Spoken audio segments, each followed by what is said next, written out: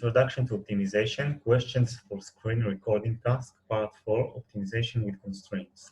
Question 12. Illustrate graphically augmented Lagrangian method for inequality constraints in one dimension. We want to solve the problem finding the minimum of fx subject to x is non-positive. We will use the penalty function of phi x equals e in the power of x minus 1. So we can see here that the black line is our function, the red line is our penalty function phi, and this is our feasible area of x. So we want to solve the problem with the penalty function, so we will look for the x that gives us the minimum of the cumulative function. Our cumulative function will be fx plus the penalty function at the point x. To find the minimum, we will derive the cumulative function and get the gradient of fx equals to the derivative of x plus the derivative of phi x, the derivative of f plus the derivative of phi. We will compare it to 0 to find the minimum, and we will get that the derivative of f at x equals minus the derivative of phi at x. Now we want to define the penalty function. So we will define a family of penalty functions, phi with the parameter p at the point t, where it equals to 1 over p multiplied by phi at the point pt. We want our penalty function to go to infinity when p is going to infinity. We will define our ideal penalty function to be 0 when x is feasible and infinity when x is not feasible. Now we can see our dashed line in red will be our family of function phi of p. This is our penalty function as before. This is fx as before, and this is the feasible area. And here we are adding the family of function that can vary by the parameter of p. Now, the augmented Lagrangian. So we said we want to solve this problem to find the x that gives us the minimum of the cumulative function, but now we add the parameter p. So if we are looking for x with the parameter p that gives us the minimum at the cumulative function with the parameter p, and the cumulative function with the parameter p is actually fx plus phi with the parameter p x. This is our family of penalty functions.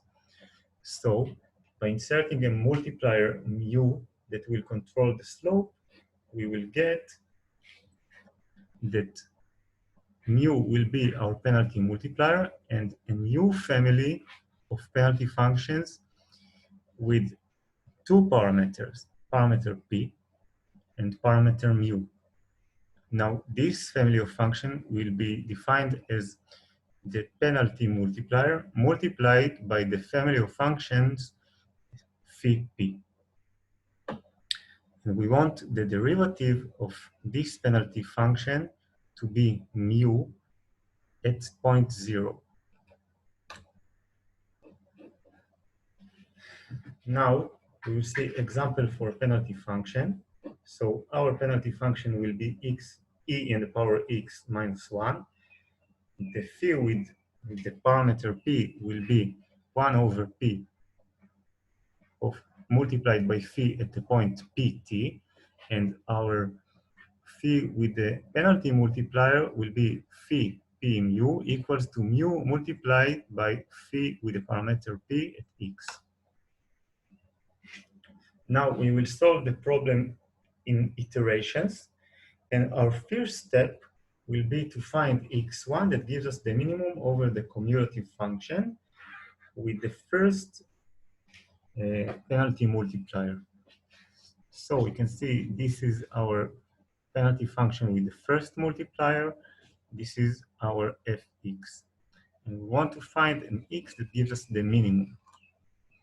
So once we found it by the derivative of the cumulative function and comparing to 0, we want to go to the next step, and we want that at the next step, the penalty function will be closer to the ideal function slope at the origin. So we are going to define the second multiplier, the second penalty multiplier, to be equals to the derivative of the penalty function with the parameter p and the first penalty multiplier at the point of x1.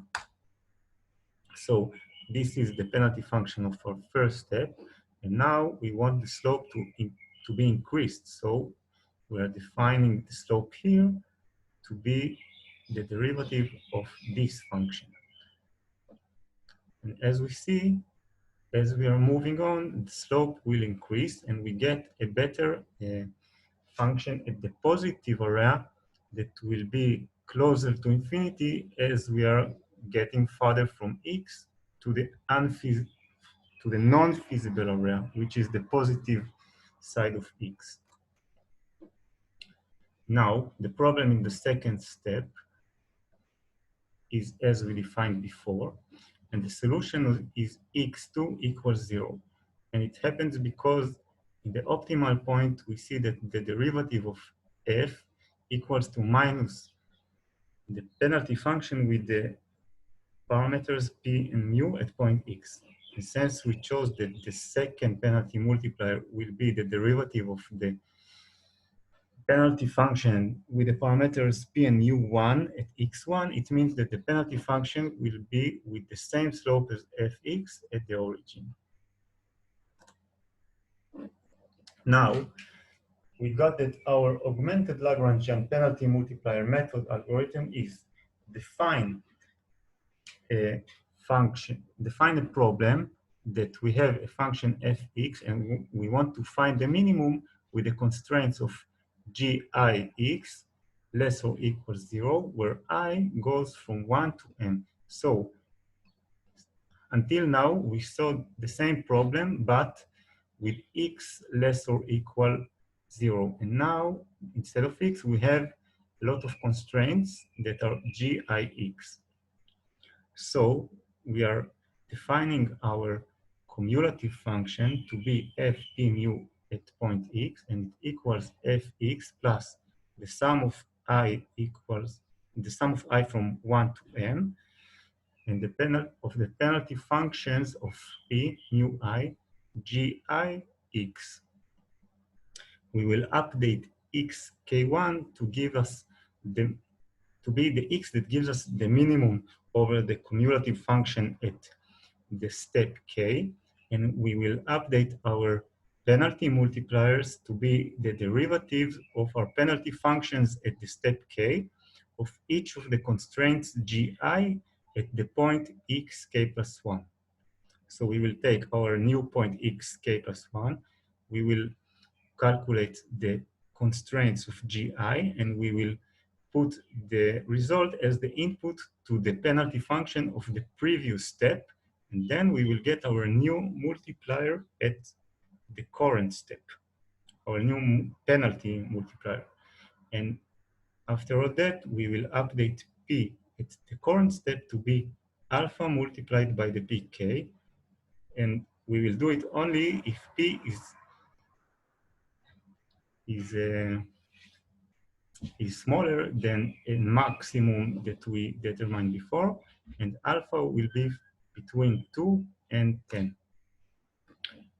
Now we want to look at the same problem with inequality constraints, and we want to solve the same problem of minimum fx subject to hix equals to 0. So we are defining a new penalty function, and we want it to be as closer to infinity as possible when we are getting farther from the origin. And that way we are going to get a greater penalty when the equality doesn't hold.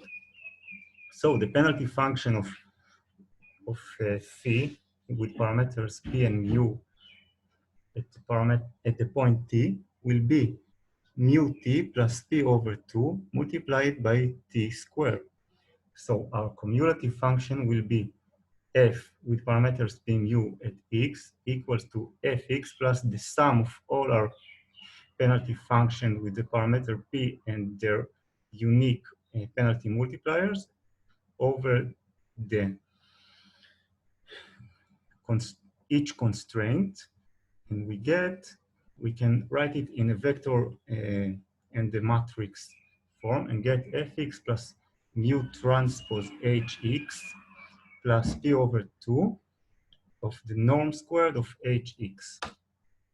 Now we want our penalty function derivative at the point t to be updated as the mu plus pt, and we want our new penalty multiplier to be the derivative of our function phi, the penalty function phi, over the constraints h at the new point xk plus 1. So we get that the new penalty multiplier will be the old penalty multiplier plus p multiplied by the constraint over xk plus 1, which is the new point we find.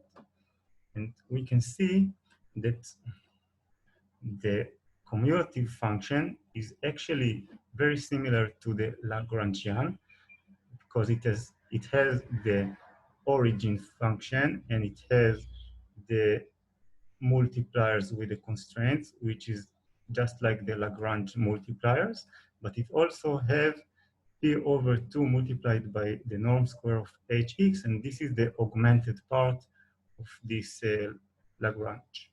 Lagrangian.